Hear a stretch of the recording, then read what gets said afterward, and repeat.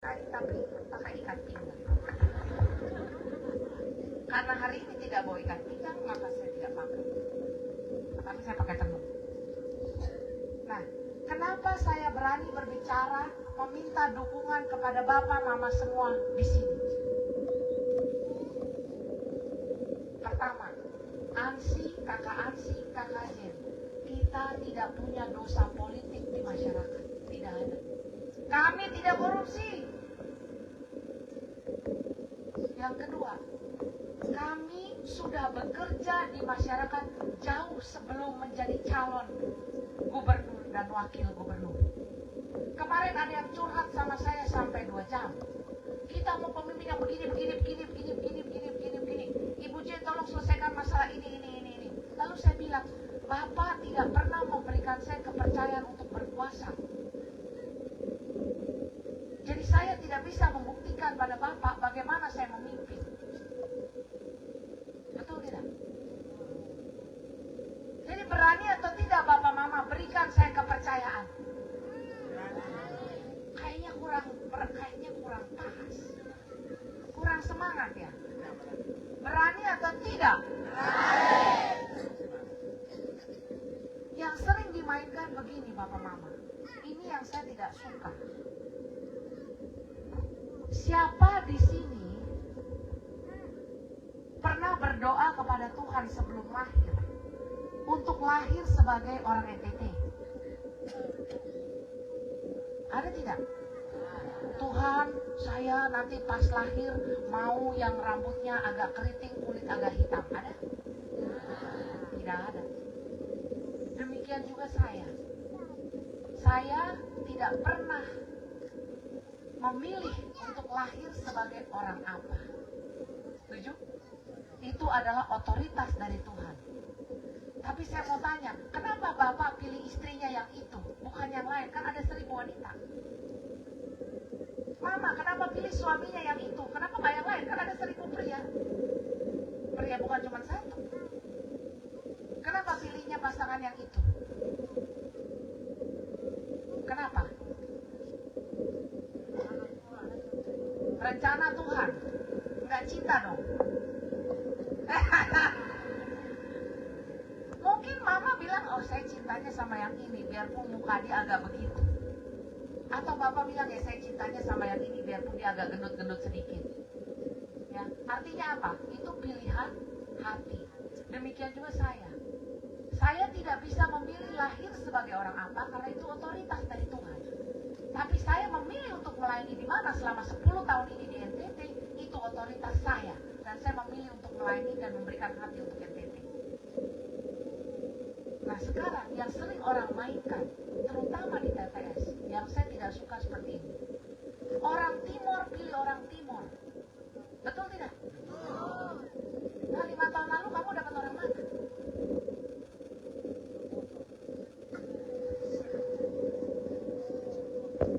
Nah, maksud saya, jangan hanya karena orang Timur itu tidak bisa diubah, itu identitas pribadi. Betul? Tapi kalau orang yang selalu membawa identitas pribadi, itu membuktikan dia tidak bisa membawa apa-apa. Betul? Orang yang tidak memainkan identitas pribadi adalah orang yang memberikan hati dan betul-betul kerja di masyarakat dan sudah terbukti. Setuju Bapak Mama? Jadi jangan tertipu lagi dengan omongan-omongan seperti itu. Itu omongan-omongan anak kecil. Seorang pemimpin terutama pemimpin di NTT, tidak boleh mengatakan hanya orang Timur. Karena ada juga orang Rote, ada orang Sabu, ada Flores, ada Alor. Tapi kita ini orang NTT. Ingat itu. Setuju? Kalau Bapak Mama lihat pemain sepak bola, satu campuran, nggak hanya orang Timur itu. Ya. Ada nggak yang Bapak Mama di sini ke rumah sakit, lalu butuh transfusi darah, lu ditanya, kamu darah Timur apa darah Flores? Ada? Tidak ada. Itu kalau Timur dan Flores. Kalau Alor sama Rote ini beda lagi, saya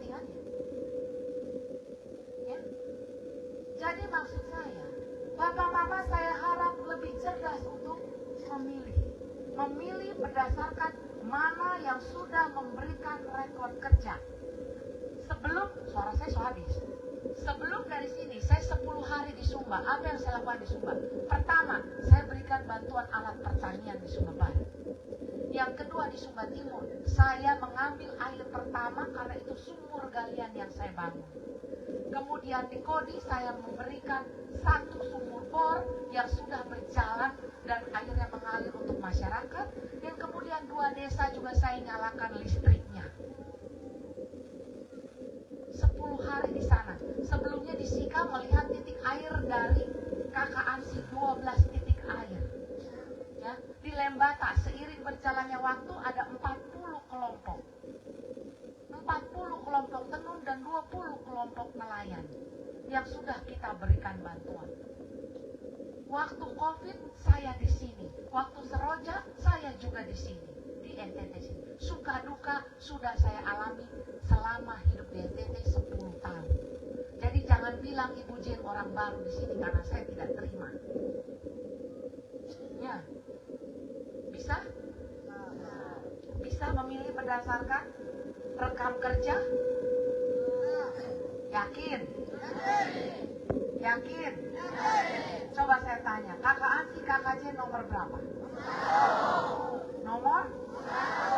Dan saya satu-satunya perempuan yang sudah berkali-kali mau dipotong, tapi Tuhan menolong. Karena kita hati lurus dan bersih, Tuhan tolong sampai bisa ada tahap seperti ini. Jadi mama-mama mungkin ini sudah saatnya memberikan tongkat juga, mempercayakan kepada perempuan untuk mengurus. Ya. Saya sudah buka yang namanya UMKM untuk mama-mama. Tadi saya bilang sebelum ini saya kampanye di khusus di hadapan perempuan-perempuan. Saya punya UMKM mama-mama. Isinya 5-10 orang, bisnis usaha, usahanya jelas, dan itu saya berikan permodalan awal 5-10 juta tergantung seberapa besar kelompoknya. Dan itu sudah berjalan sekarang. Saya sudah punya banyak kelompok, ada yang gagal, ada yang berhasil. Tapi permodalan awal itu dengan catatan, pertama, dia masuk ke rekening kelompok, bukan rekening ketua kelompoknya.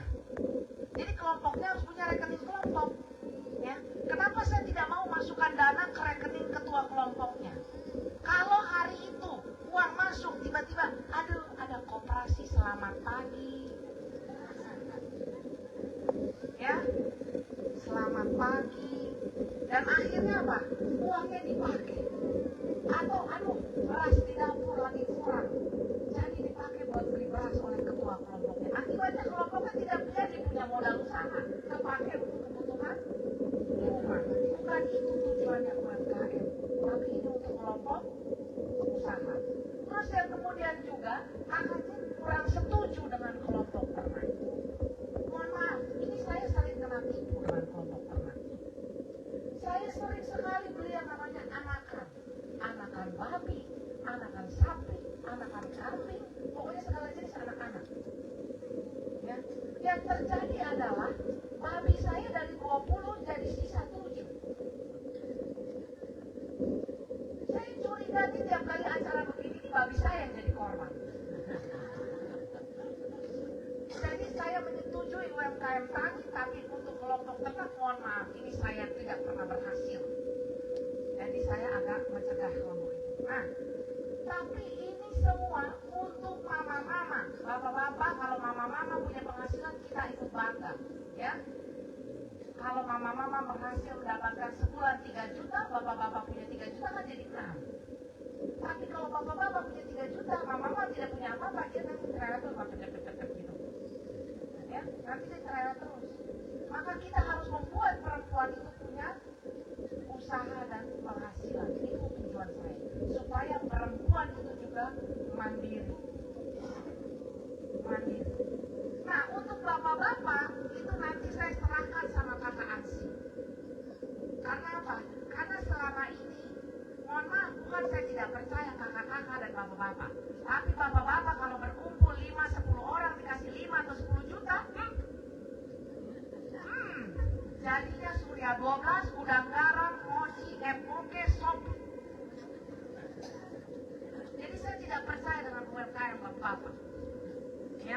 Mungkin nanti saya bicara sama kakak Ansi biar dia saja yang buat. Kalau saya urus mama-mama saya.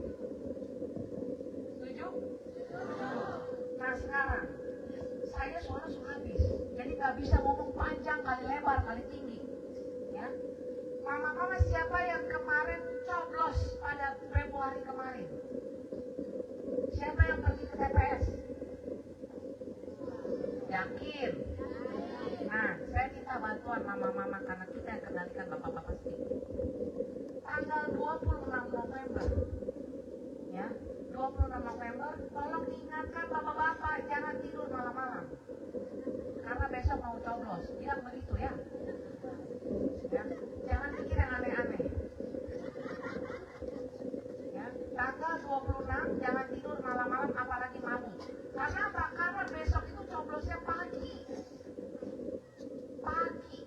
Ya, saya tahu mama aduh ini belum dandan, belum cuci, belum masak, suruh coblos lagi. Ya. Tapi tanggal 27 November kita mencoblos kita punya kepala daerah. Hanya ada 2 surat. Satu untuk bupati, satu untuk gubernur. Nah, kakak Jen di sini tidak bicara soal bupati, mama-mama. Saya prinsipnya teh sosro. Apapun makanannya, minumannya teh sosro. Jadi siapapun bupatinya, pokoknya gubernurnya kakak Ansi dan kakak Jen. Setuju? Setuju ya? Kenapa saya tidak mau ikut campur urusan kabupaten? Karena buat saya, kita tidak tahu siapa yang akan jadi di kabupaten, betul? Tapi kalau seorang gubernur dan wakil gubernur yang bersih, yang betul-betul kerja, yang jadi, siapapun bupatinya, kalau dia tidak sesuai dengan prinsip kebersihan dan reformasi birokrasi dari gubernur dan wakil gubernurnya, kita tidak tanda tangan. Selesai. Setuju?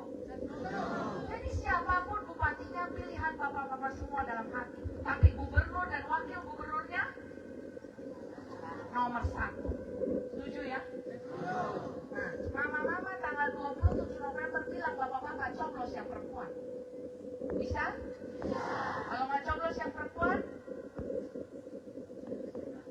bapak kayaknya pulang lapar. Atau mungkin tidur di luar. Saya tidak janji. Ya? Bisa ya?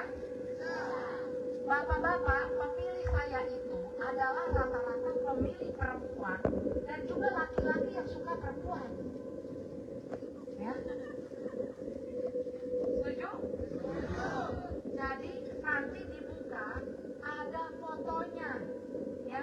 Kalau di sini bupati ada berapa paket ya? Banyak sekali ya. 5. Banyak betul. Dibuka 1, 2, 3, 4, 5. Nah, pilihan terserah. Tutup kembali. Kemudian yang gubernur cuma 3. Ya, 1, 2, 3.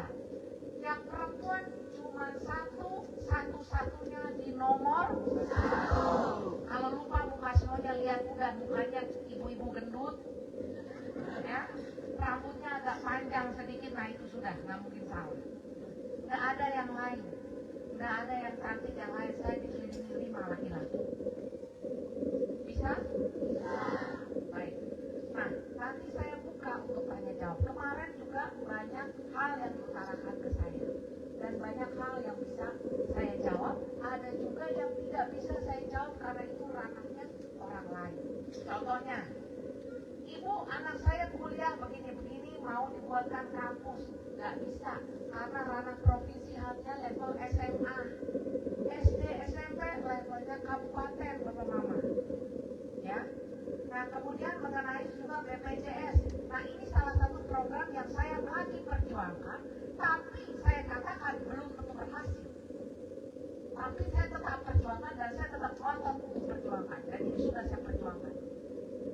Saya itu mau BPJS gratis 1 kelas. Kalau dia mau di atas itu, dia bayar sendiri. Tapi kalau dia kelas BPJS 1 kelas, gratis untuk semua. Kenapa begitu? Karena selama ini orang punya BPJS mandiri, tapi di ujungnya tuh punya bayar mandiri setiap bulan, udah gitu lupa bayar atau gimana, akhirnya menunggak. setelah menunggak mau ke rumah sakit nggak bisa masuk karena nunggak. Betul? Akhirnya apa? Ibu Jen tolong bantu lunasi, kami punya tunggakan karena kami mau masuk rumah sakit tidak bisa. Jadi buat apa punya BPJS Mandiri berbayar setiap bulan kalau ujung-ujungnya nunggak? Kenapa nggak lebih baik gratis satu kelas? Betul? Itu program yang Kakak Jen kerjakan. Saya juga punya gerakan 1000 laptop karena sekarang anak-anak SMA harus punya laptop untuk sekolah, betul tidak? Tapi laptop untuk sekolah yang harganya 5-6 juta, bukan yang 20 juta buat main game begitu. Kakak Jen tidak setuju. Tapi laptop untuk sekolah, kita akan berikan 1000 laptop setiap tahun untuk anak-anak dari kalangan miskin yang punya surat keterangan miskin. Buat Kakak Jen, saya punya anak beasiswa 77 anak, semuanya rata-rata anak petani, nelayan, peternak, dan tidak ada yang namanya sistem orang dalam. Tidak ada. Yang merusak adalah sistem orang dalam. Tidak ada di Kakak Jen. Tidak ada. Ya. Tidak juga ada anak PNS yang menerima. Karena apa? Karena PNS itu tidak memiliki surat keterangan miskin, masih banyak masyarakat yang lebih miskin. Itu sebabnya. Setuju? Baik. Saya akan buka untuk tanya mungkin 3-4 orang sebelum nanti malam. Tapi biar vlog yang mana. Terima kasih semuanya untuk hadir di sini. Saya sangat menghargai. Berapa banyak gubernur, wakil gubernur yang mau ke tempat ini? Apalagi perempuan. Betul tidak? Oh tenang Bapak Mama, saya sudah tidur di bambu bulat, pipis di samping kandang babi. Ada yang WC-nya tidak ada tutupnya, ada juga yang WC-nya tidak ada lampunya. Saya sudah melayani itu semua. Saya sudah melewati proses itu semua. Jadi itu semua tidak membuat saya takut untuk datang ke desa-desa. Demikian juga hari ini. Kalau itu bisa saya lewati, apalagi cuma jalan jelek begini, saya pun bisa. Gitu ya. Baik, terima kasih. Selamat sore, shalom, Tuhan berkati.